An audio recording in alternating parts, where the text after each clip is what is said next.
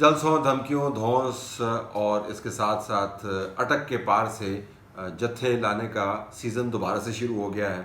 P T I کا اصرار ہے کہ انہوں نے ہر حال میں اس جگہ پر جلسہ کرنا ہے جہاں پر اسلام آباد کی انتظامیہ کا ماننا ہے کہ سیکیورٹی کے خدشات کے پیش نظر وہ جگہ کی کلیئرنس نہیں دے سکتے، اور ان کے بیان کے مطابق وہاں سے کوئی مشتبہ بیگ بھی نکلا ہے۔ ظاہر ہے انتظامیہ کی طرف سے اگر اس قسم کا بیان آئے تو پھر آپ اس کو سنجیدگی سے لینا چاہیے۔ بدقسمتی سے انتظامیہ نے ماضی میں، اس انتظامیہ نے یا پچھلی انتظامیہ نے جس طرح سیاسی معاملات کو ڈیل کیا ہے، تو جب وہ یہ بات کرتے ہیں کہ سیکیورٹی کے خدشات ہیں تو اس کے اوپر سوالیہ نشان اٹھتے ہیں، اس میں کوئی شک نہیں۔ دوسرا ہم نے یہ بھی دیکھنا ہے کہ اسی اسلام آباد کے اندر ہر دوسرے روز کوئی نہ کوئی جتھا کہیں نہ کہیں آ کے کھڑا ہوتا ہے اور سڑکوں کو بند کیا ہوتا ہے۔ کبھی ایک جماعت آ کے بیٹھ جاتی ہے، کبھی دوسری جماعت آ کے بیٹھ جاتی ہے، کبھی ڈی چوک کو کراس کر لیا جاتا ہے، کبھی سپریم کورٹ کے سامنے چلے جاتے ہیں۔ اس ماحول کے اندر جب انتظامیہ کی طرف سے یہ کہا جاتا ہے کہ سیکیورٹی کے خدشات کے پیش نظر ہم آپ کو جگہ نہیں دیتے، تو اس کے اوپر سوالیہ نشان اٹھتے ہیں اور اس کے اوپر تنقید بھی جائز بنتی ہے۔ یہ تو ہوگی ایک سائڈ۔ دوسری سائڈ ہم نے یہ بھی دیکھنا ہے کہ پاکستان تحریک انصاف نے جب بھی پرامن جلسے کی بات کی ہے اور یہ کہتے رہے ہیں کہ گملہ بھی نہیں ٹوٹا، اور مجھے حیرانی یہ ہوتی ہے کہ آج بھی وہ یہی کہتے ہیں کہ ایک گملہ نہیں ٹوٹا، اور ہم نے، ہمارے ساتھی رپورٹرز نے، ٹی وی کے کیمراز نے، عینی شاہدین نے گملوں سے زیادہ یہاں پہ چیزیں ٹوٹتی ہوئی دیکھی۔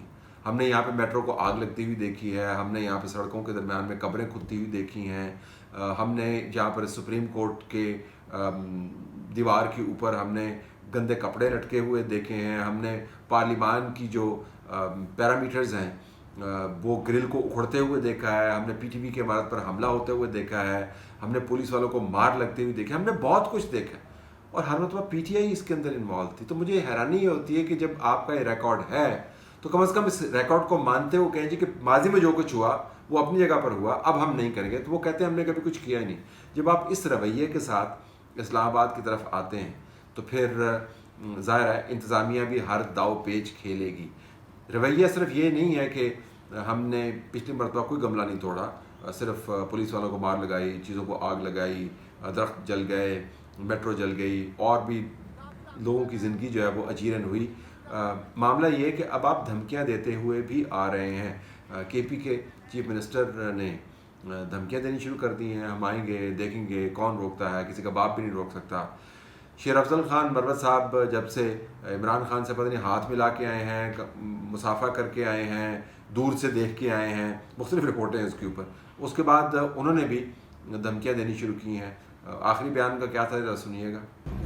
لیکن اگر کسی نے یہ غلطی کرنے کی کوشش کی کہ ہم پہ گولیاں برسانی چاہیے یا ہمیں مارنا چاہا، تو ہم واضح کر دینا چاہتے ہیں کہ اس دفعہ پھر 9 مئی نہیں ہوگا، پھر بنگلہ دیش کی طرح انقلاب آئے گا۔ اب اس کو اگر آپ بار بار سنیں تو آپ کو پتہ چلے گا وہ کہہ رہے ہیں کہ اس مرتبہ 9 مئی نہیں ہوگا، اس مرتبہ بنگلہ دیش ہوگا۔ تو جس سے مراد کیا ہے کہ وہ کہہ رہے ہیں کہ رد عمل پہلے بھی 9 مئی کا ہمارا ہی تھا، اور یہ جو جلاؤ گھیراؤ ہوا اس سے آگے کی بات ہوگی۔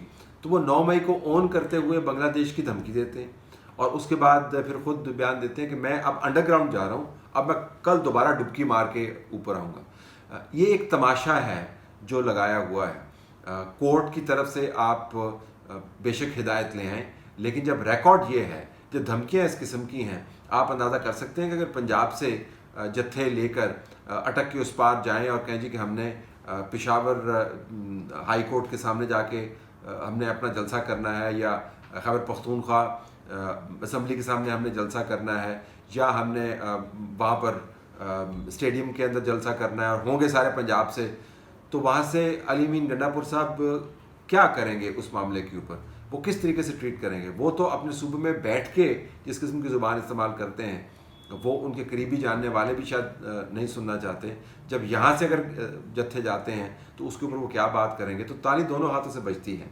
بہرحال تحریک انصاف کا ماننا ہے کہ انہوں نے کل جلسہ کرنا ہے۔ کل مبارک ثانی کیس کی ہیئرنگ بھی ہے، اس کے ساتھ جو گروپس لگے ہوئے ہیں انہوں نے بھی کہا کہ ہم نے یہاں پر آ کر احتجاج کرنا ہے۔ انتظامیہ کی توجہ اس پر بھی مبذول ہے، لیکن یہ جلسوں کا سیزن دوبارہ سے اسلام آباد کے گرد شروع کیا گیا ہے، اور ان جلسوں میں سے پرانے جیسے جلسوں کی بو آنا شروع ہو گئی ہے دھمکیوں کی حد تک۔